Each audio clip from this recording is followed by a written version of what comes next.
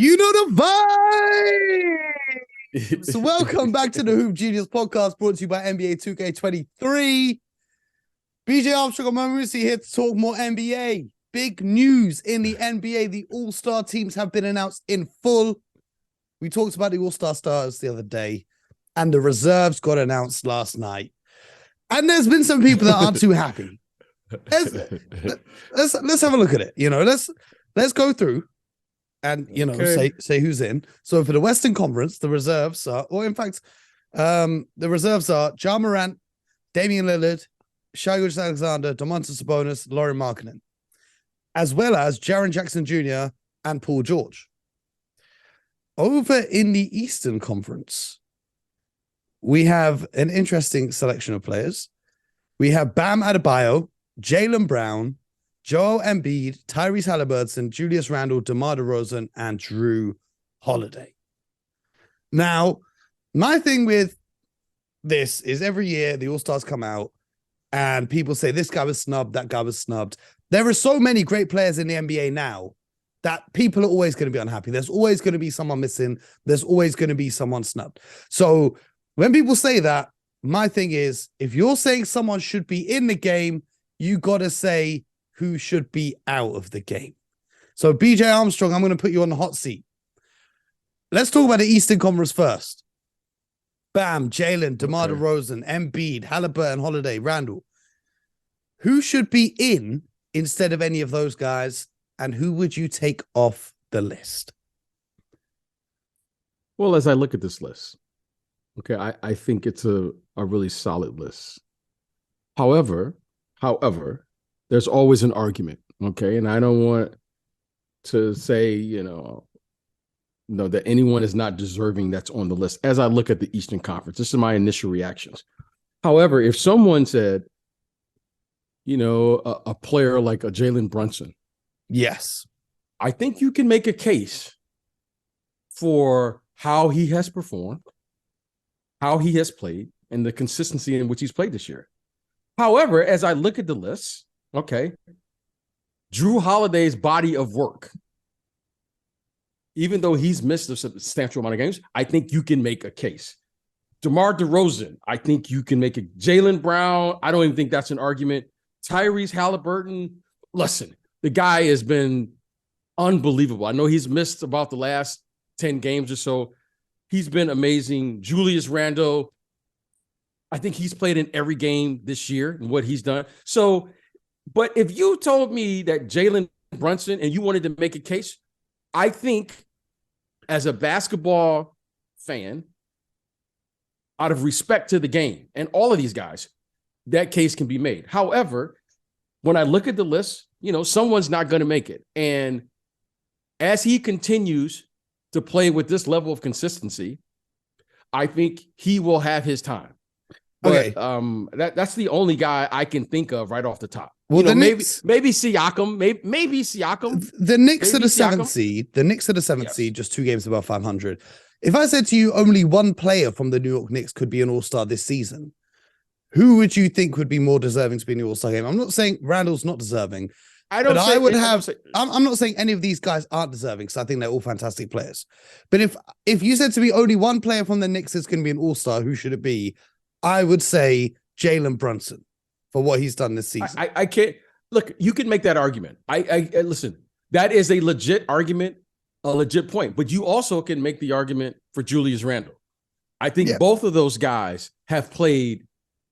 I think both of them have been the two most consistent players, night in and night out on the team thus far. So that's an argument you can make, and I think that's a fair argument. So I don't have a problem with that.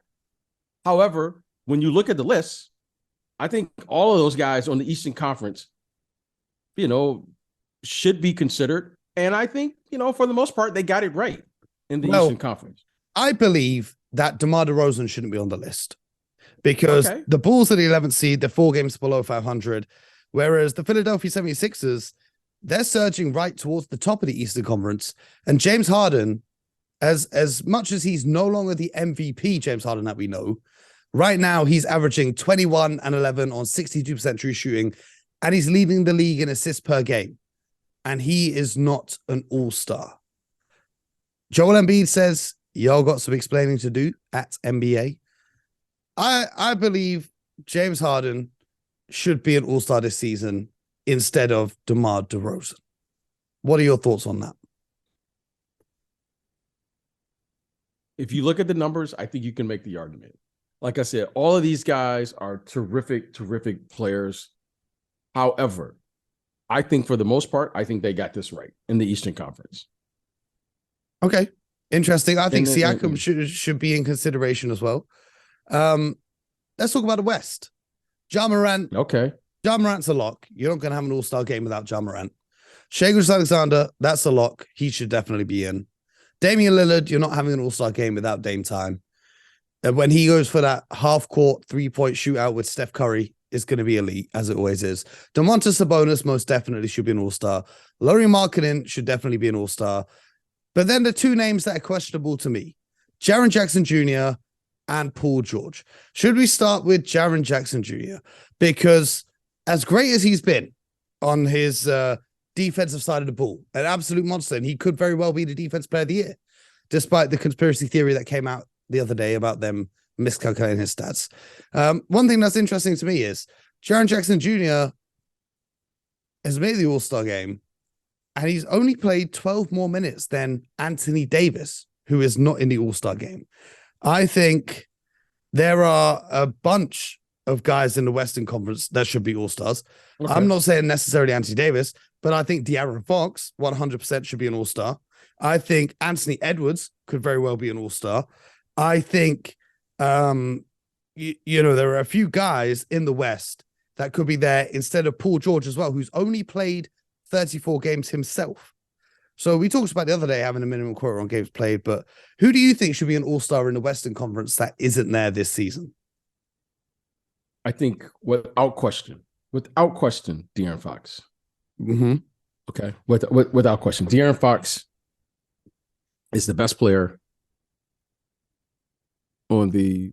You know, I think he's the best player on the Sacramento Kings, and he's the driving force. You know, Sabonis who should have been named an All-Star this year as well. I mean, Sabonis is 1B. Okay, I wouldn't say De'Aaron Fox is 1A better than the other. I think both of them. Well, in today's game, if you have to have a guard who can play downhill, you have to have a guard who can play and create opportunities. De'Aaron Fox has been magnificent. When you watch the Sacramento Kings play, De'Aaron Fox is the straw that stirs that drink.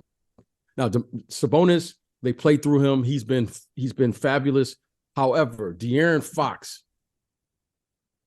he's a difference maker in his speed. His speed is a problem in the NBA.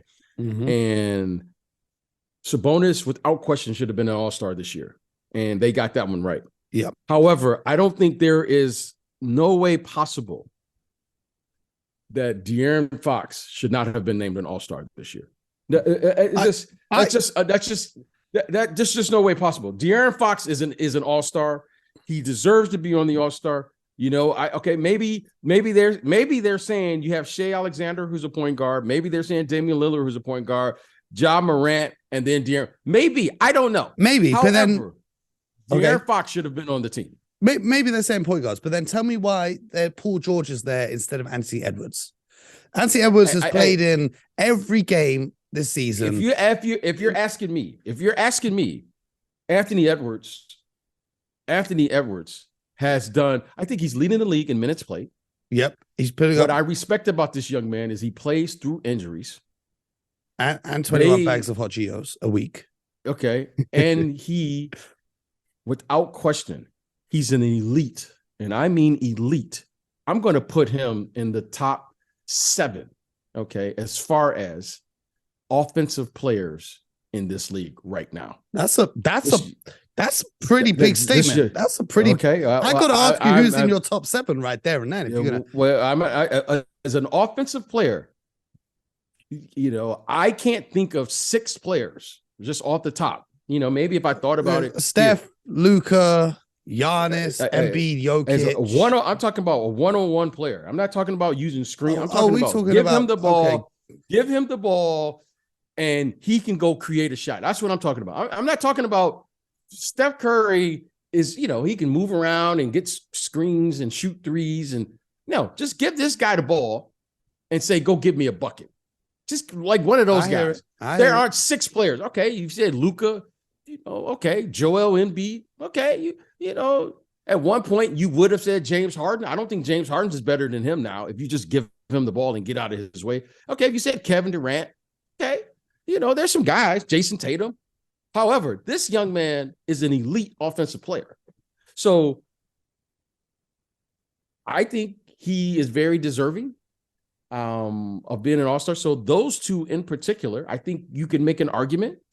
I don't want to take away anything from everyone who was and I want to respect it because the coaches voted for this. Okay. I don't want to take away. However, De'Aaron Fox this year is an all-star. He's an all-star this year. And that, to me, hopefully somehow he gets in and he gets named, because I think that young man deserves the way they've played. The Sacramento Kings have really made a turnaround. They're in the playoffs this year. And Anthony Edwards, I hope somehow he gets on there, because I want to give that young man credit. His last 30 games, 26, Anthony Edwards, 6 and him 5. and D'Angelo Russell have been probably the best guards in the last month. They've been the best guard combination in the last month of the season. Okay, those two have been playing lights out. There were a few other names that surprised me. One name that we even talked about briefly in the MVP conversation towards the start of the season, Devin Booker. He has missed the past month. He's missed the past month. Yeah, however, a player of his caliber. He's missed. Another player that's interesting that I don't necessarily think should be an all-star, because his team, a 500 team, and he's a liability on defense, and that's Trae Young. But a lot of people seem outraged about Trae Young. What do you think about Trae not being selected as an all-star? He was a starter previously in the all-star game. Now he's not even selected as a reserve. Well, again, look, based on stats, if you look at stats, you got to put his name up there. I think you can make an argument based on stats. However, when you look at their team this year, they've underperformed. Oh, and they stacked their roster this year by trading for DeJounte.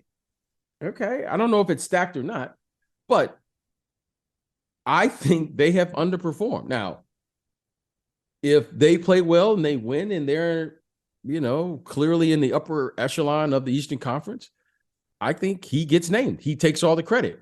But when you underperform, I think he, being the best player on the team, I think someone's got to take the responsibility, and that somebody is him. So stat-wise, I don't know what his stats are. What he's got to be averaging at 27, 25, 26, whatever he's averaging. He's putting up big numbers. He always does. Yeah, he's putting up numbers. However, they're underperforming. So I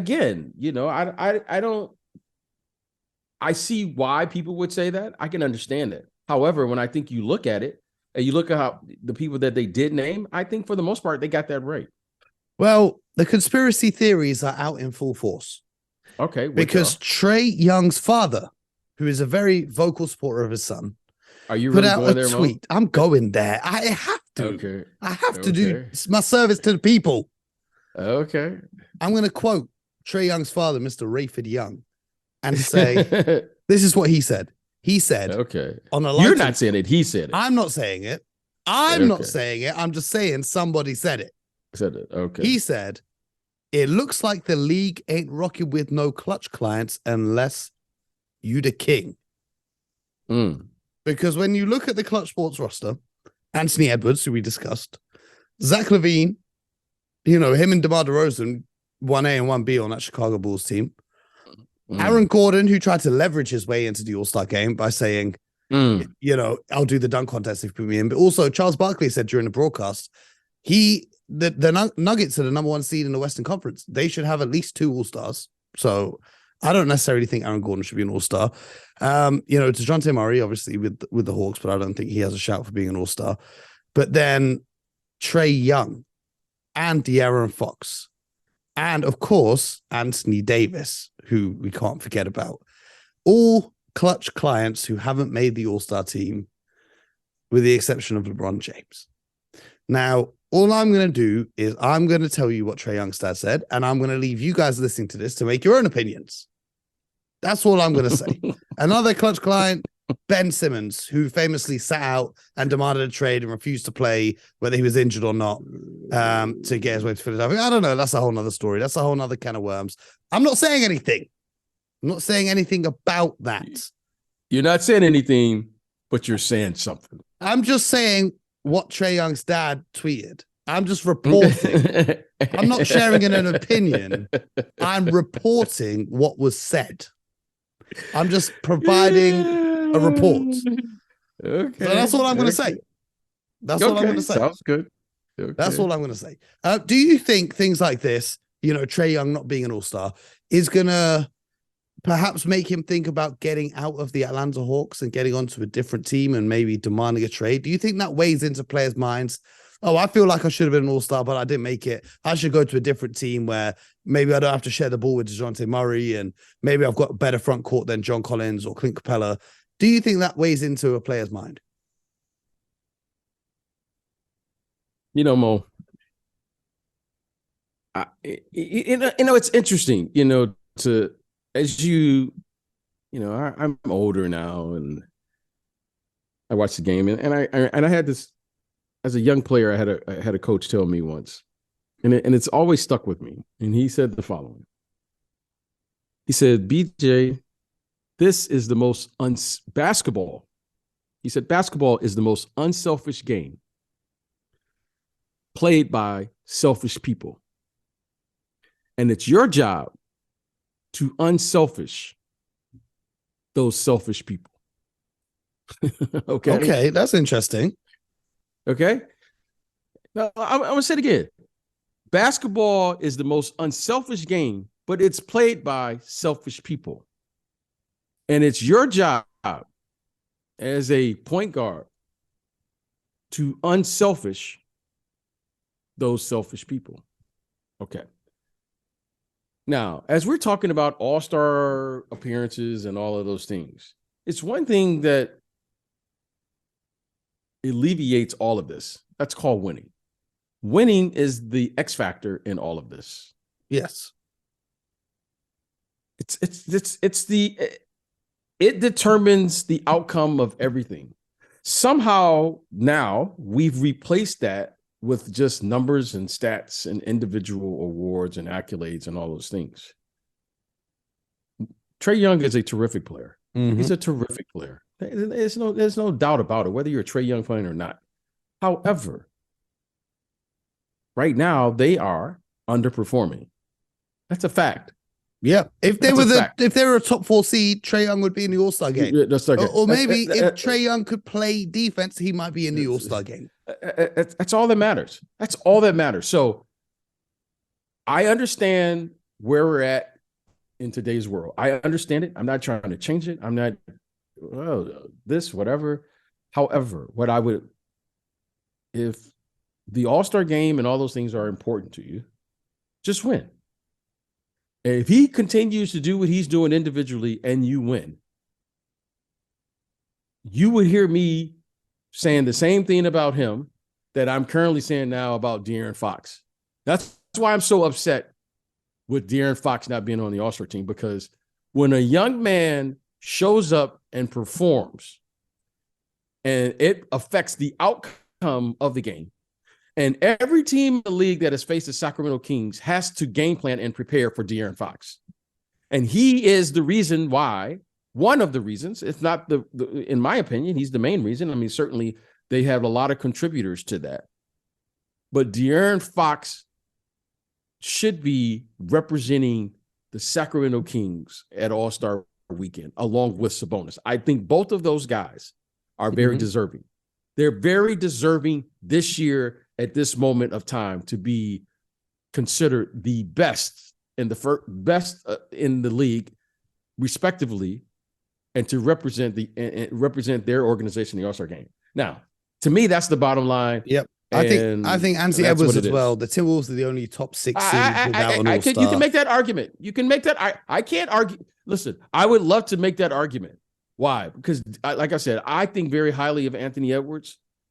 And it's always difficult. And he's won, and he's the main reason why. I mean, Karl Anthony Towns has missed what 3/4 of the season thus far. Yep.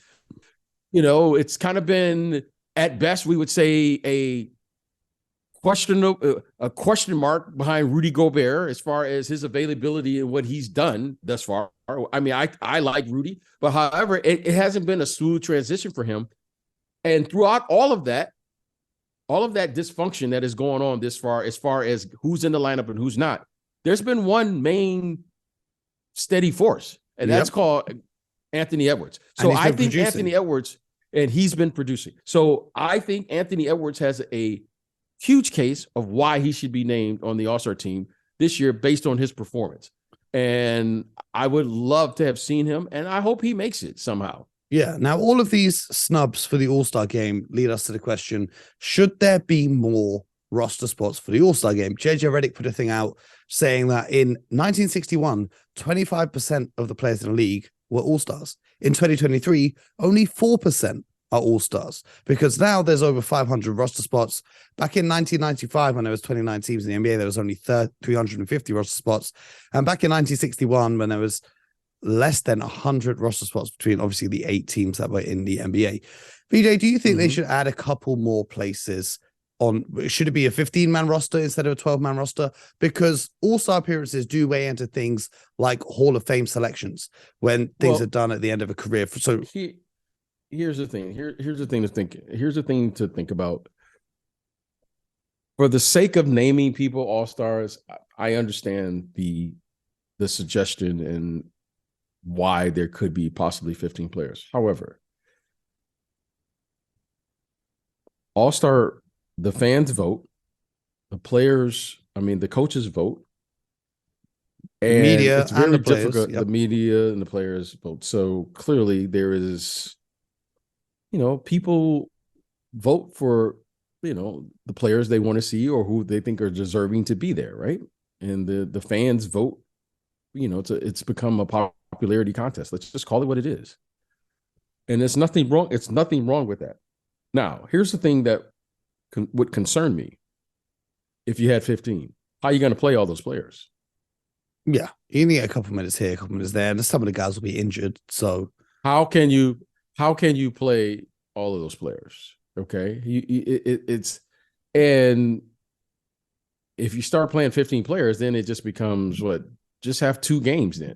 You know what I mean? Well, BJ, this brings me to an idea that I've been thinking about a lot recently. Okay. Because I liked when it was East versus West.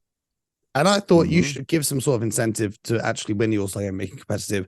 I like what they did with the new ending, with the Elam ending, where they have a target score rather than just, running up the scoreboard. But I was thinking about this.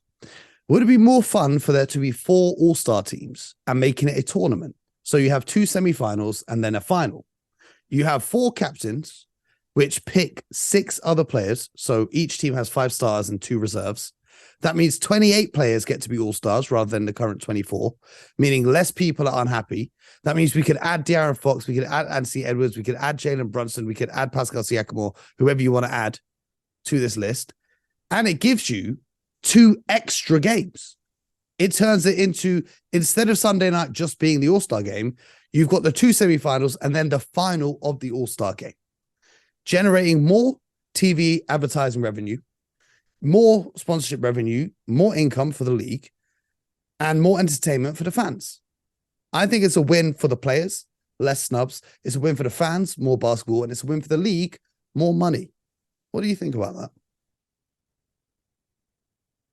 Mo, you and I talk a lot off air about the game,